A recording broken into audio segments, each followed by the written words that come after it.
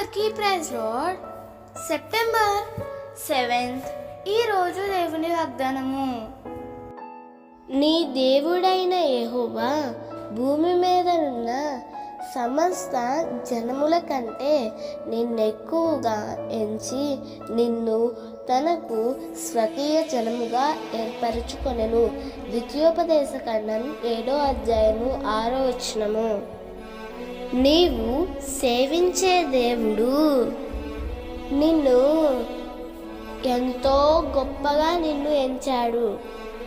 నీ బంధువుల కంటే, నీ రక్త సంబంధికుల కంటే, నీ చుట్టూ ఉన్న ప్రజల కంటే ప్రభు నిన్ను ఎంతో గొప్పగా ఎంచుకున్నాడు.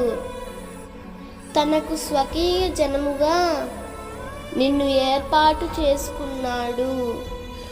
దేవునికి ఎంతో గొప్ప ప్రణాళిక నీ మీద ఉంది. ఆ ప్రణాళికలకు అనుకూలముగా సమస్తము ప్రభువే జరిగిస్తున్నాడు.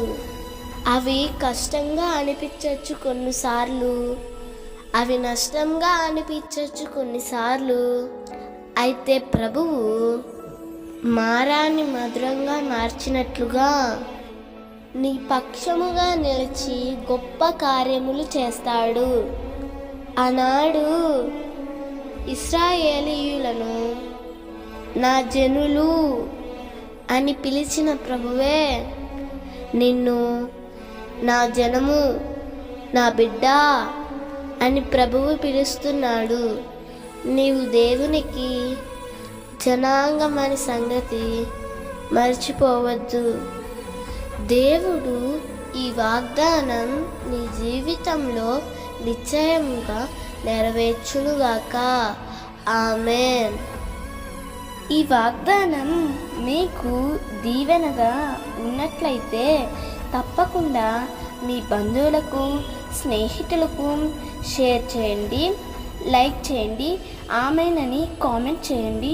ప్రభు పనిలో పాలుభాగస్తులు కండి.